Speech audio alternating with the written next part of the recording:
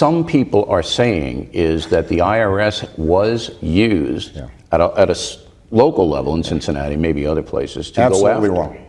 But how do you know that? Because we still don't know what happened there. Bill, we do. That's not what happened. Folks have, again, had multiple hearings on this. I mean, these kinds of things keep on surfacing, in part because you and your TV station will promote them.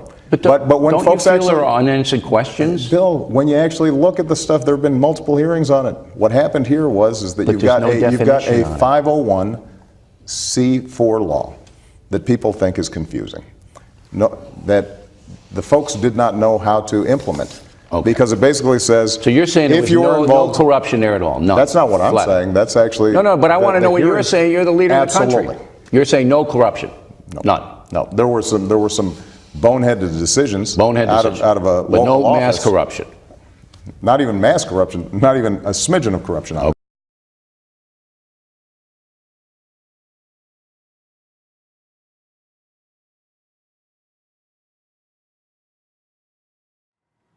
Well, my friends, we've just received some exciting news. We beat the IRS in federal court. Our judge has granted us the right to discovery. So what that means is that all those hidden documents and spontaneously disappearing and reappearing emails, well, now we get to look at them all. We finally get to peek behind the curtain and find out how Lois Lerner and company worked together to target us for years on end. You know, the Obama administration used the power of the IRS to intimidate private citizens. And what they did was abusive, it was discriminatory, and it was unconstitutional. Lois Lerner weaponized the IRS against us because she didn't like me. She didn't like you. She didn't like our point of view. And she wanted to silence us.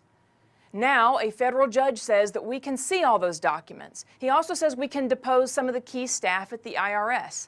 And it's going to be very, very interesting. But it will also be very expensive. I'm working tirelessly along with our legal team to ensure that our voices are not silenced, not now, not ever. We want to see policies and penalties established to ensure that this never happens again, and we are so close. But I need to ask for your help. We need financial support to keep fighting the good fight. Please give generously to support our suit against the IRS. And thank you. We truly could not do this without you.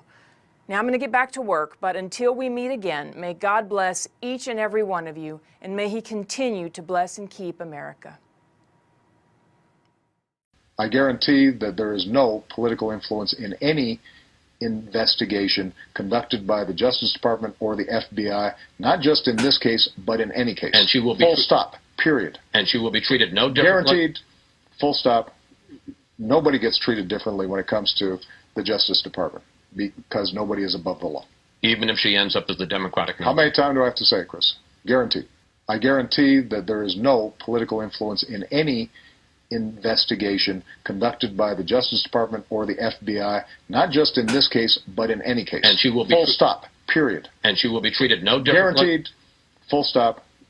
Nobody gets treated differently when it comes to the Justice Department, because nobody is above the law. Even if she ends up as the Democratic nominee. How many times do I have to say it, Chris? Guaranteed. I guarantee that there is no political influence in any investigation conducted by the Justice Department or the FBI, not just in this case, but in any case. And she will be full stop, period. And she will be treated no differently. Guaranteed, full stop. Nobody gets treated differently when it comes to the Justice Department, because nobody is above the law. Even if she ends up as the Democratic nominee. How many times do I have to say it, Chris? Guaranteed. Secretary Clinton said there was nothing marked classified on her emails either sent or received. Was that true? That's not true. There were a small number of portion markings on, I think, 3 of the documents. Secretary Clinton said, I did not email any classified material to anyone on my email. There is no classified material. Was that true? There was classified material emailed. Secretary Clinton said she used just one device. Was that true? She used multiple devices during the 4 years of her term as Secretary of State. Secretary Clinton said all work-related emails were returned to the State Department. Was that true? No, we found work-related emails, thousands, that were not returned. Secretary Clinton said neither she nor anyone else deleted work-related emails from her personal account. Was that true? That's a harder one to answer.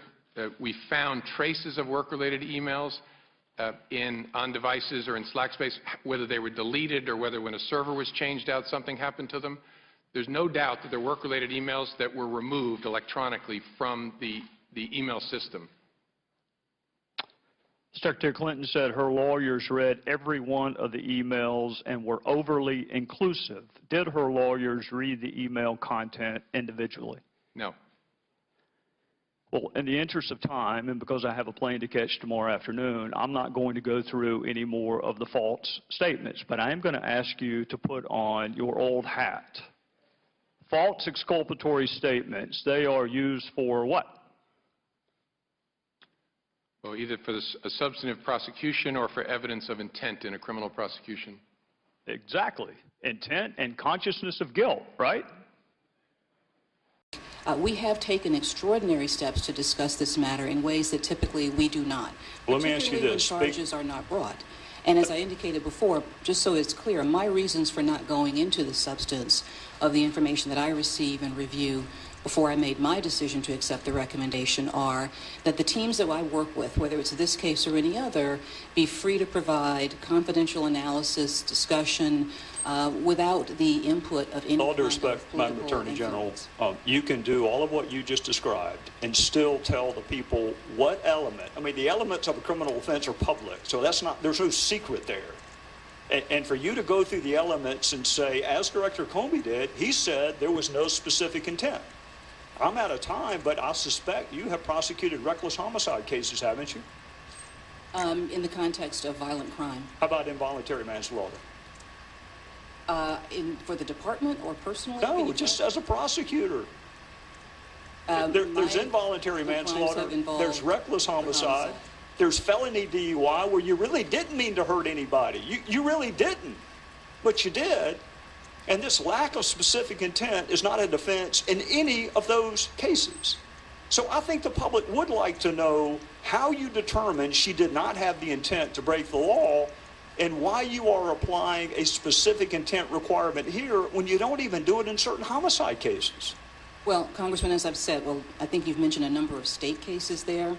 But as I've said, the reason why I am not going into the discussion I had and providing that particular level of information, although the FBI director did choose to do so, is that the information the team provides to me on this or any other case has to be given in a zone of confidentiality so that they can be clear and sure that there's never a political overtone to their decisions, nor will I apply one in accepting their decisions. That's why we have taken the unusual steps of providing greater information, as frustrating as that has been for a number of people to have additional information. That's why I took the unusual step of clarifying my role in this investigation. I'm out of time. The only thing I find frustrating is that even after this and Director Comey, people still believe that if you are famous, there's a different set of rules than if people don't know your name. And I think you're missing a wonderful opportunity to say with specificity which evidentiary element you found lacking. So Congress can go fix the statute if you think we need to, but right now, we have no idea whether or not a President Lynch could do exactly what Secretary Clinton did, or whether President Clinton could do exactly what Secretary Clinton did. And I think that lack of clarity is bad for the Republic, quite frankly.